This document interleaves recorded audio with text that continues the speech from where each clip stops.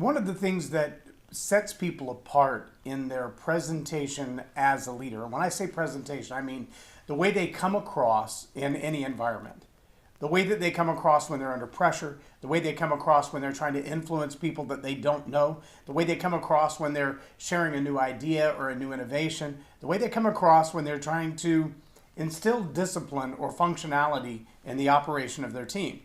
All of these presentation formats, not necessarily a public speech, just the way you present yourself to people that you're trying to influence.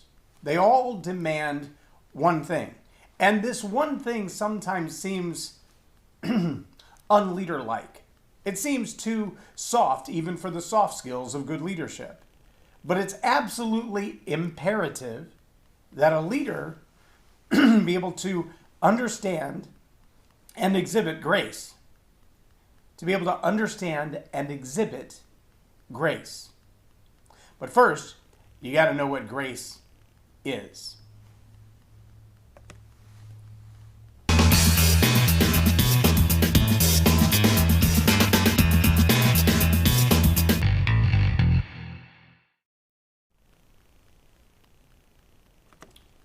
I'm so glad my studio now has a cough button so I don't have to do that right into the microphone.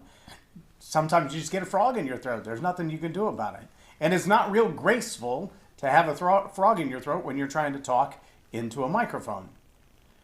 But sometimes we just get something else stuck in our craw. Maybe it's pride, maybe it's ego, maybe it's a strong will, maybe it's the past of encounters or relationships or experiences that we've had that have caused us to react to a certain person or group of people, or stereotypically to a certain group of people, that leaves us without grace. Now, an extreme example of that would be the bigotry of racism or sexism or any other kind of isms or phobias that you might have about other human beings that are not just like you. It's really easy to let that paranoia, that fear that you're not going to be able to relate to them, kind of creep into the way that you do things. And it's a challenge. It's a challenge for leaders at every level. The saddest part of it is when that lack of grace exhibits itself in habits that the leader doesn't recognize are habits. The phrases that you use, the things that you say, the old biases that you've had for decades and decades, the ones you grew up on, for lack of a better term, the conditioning that you were raised with by your parents or in the generation around you. Maybe it was the education system, maybe it was the particular degree you got, maybe it was the time you spent in the military, maybe it was a particular environment that you've lived in. People who grew up in the South in the early 60s saw a lot of racial hatred and prejudice, and from that they developed a lot of their own idiosyncrasies around how they define their relationship with people of another color, good, bad, or otherwise. But if we don't all take individual responsibility for the way that we do that, then we lack grace. Now, before I go any further, I want to give you the definition of grace, and I'm going to use my trusty, dusty old 1959 dictionary, and yes, this is just a bookmark. My dictionary tells me that grace is ease, charm, attractiveness in form or manner, a sense of propriety, as to have the grace to do what is proper. A term of relief from an obligation, as 30 days grace. A blessing asked at meals. A synonym is mercy.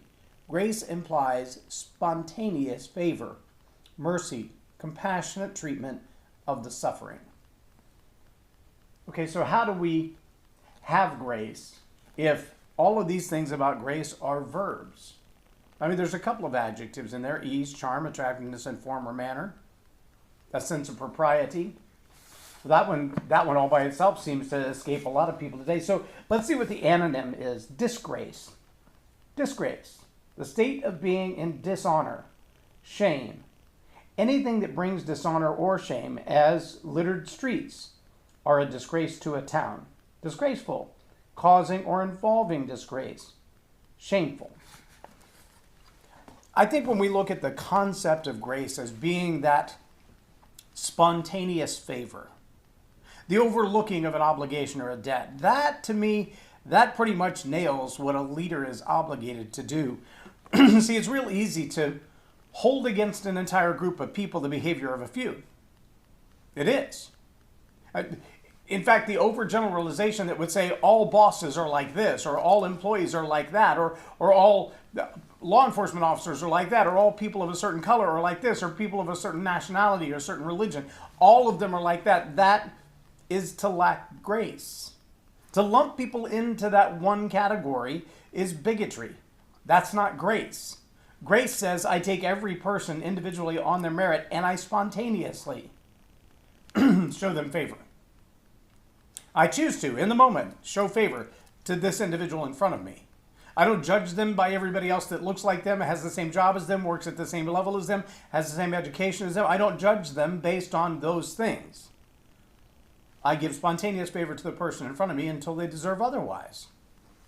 I believe that's the responsible way for every human being to act, to interact with each other. And if you want to grow the level of influence that you have as a leader, the ability to exhibit grace to someone, to give them the benefit of the doubt until they've disgraced themselves, until they've shown dishonor, until they have disrespected you or something in your navigation, your transaction, your relationship with each other. Until they've done that, to extend grace, to remove any obligation. They don't have to prove themselves to you. They just have to be a human being and alive to deserve that you honor them. If you can do that as a leader, you're going to see a lot of barriers in your life come down. You're going to see a lot of opportunity in your life rise up. Just treating people fairly and equally from the very beginning until they prove that they don't deserve your trust, until they prove that they don't deserve your honor, until they prove, wow, that's weird. It's almost like our legal system had that way in advance, the innocent until proven guilty. Show favor until they prove that they don't want it. Show favor until they prove that they don't deserve it or haven't earned it or have no honor for it. It's really easy to fall into the pattern of thinking, what you haven't earned my favor, or you haven't done anything for me, so why should I do anything for you? You haven't shown me respect, so why should I show respect to you? And we often forget that that is a two-way street. It's reciprocal. A lot of people think you can demand respect. Good luck with that. A lot of people think that you can command authority by the badge that you have on your shirt, or the name plate that you have on your desk, or the title that follows your name, or the literary degrees, or whatever other degrees you have behind your name. None of those give you power. None of those give you authority. None of those give you the right to lead. You might think so. You'd be wrong. You don't get those things simply by holding those titles. You get those by respecting other people. All of those opportunities to lead, to influence, to share your ideas, to see people implement your ideas, to see people live out the notions that you've conjured up or created or experienced and shared. All of those are earned rights. And the earned right to lead begins with influence. John Maxwell says it. I've repeated it 1,000 times. Leadership is influence, nothing more, nothing less. But if you don't have the authority in someone's life to speak into their life because you've never exhibited to them grace, you've never given them the benefit of the doubt, you've treated them unfairly from the outset because of their vocation, their education level, the color of their skin, the way they talk, the part of the world that they come from, the part of the country they come from, the part of town they come from. Oh yeah, it happens.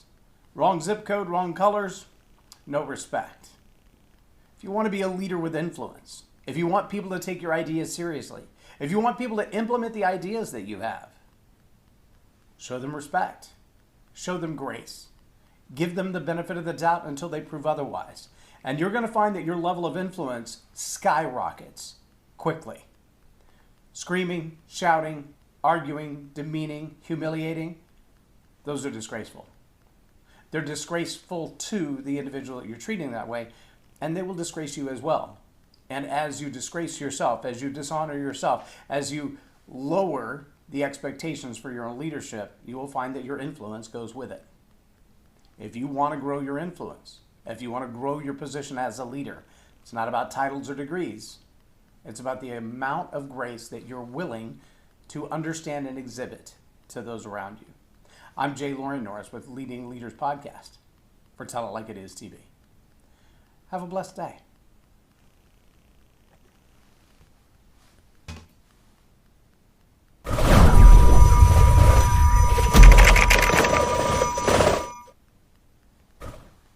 Subscribe now for our extensive video library of leadership lessons promoting faith, family, and freedom.